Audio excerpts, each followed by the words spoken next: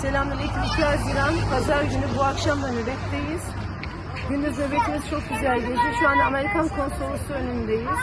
Bugün bir farklılık yaptık. Hem kermes düzenledik Gazze yararına, hem de bu kağıtların karşısında ne kadar, bu zalimlerin karşısında ne kadar rahat olduğumuzu, şehitlerin kanından binlerce insanın dirilişinin gerçekleştiğini göstermek için burada kermes düzenledik Gazze yararına. Çok güzel geçen direnişlerin kaynaşması için ailelerce buluşma gerçekleşti.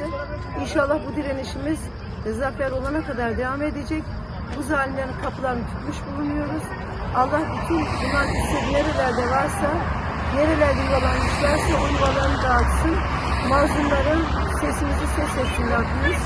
Ve bunlar bir fiili dua olarak kabul etsin. Herkes buradaki direnişe destek vermeyi çağırıyoruz. Nöbetimiz gece gündüz devam ediyor, kadın erkek devam ediyor, çoluk çocuk devam ediyor. Herkesi buradaki direnişe destek olmaya ve bu salih amele katılmaya davet ediyoruz. Selamünaleyküm.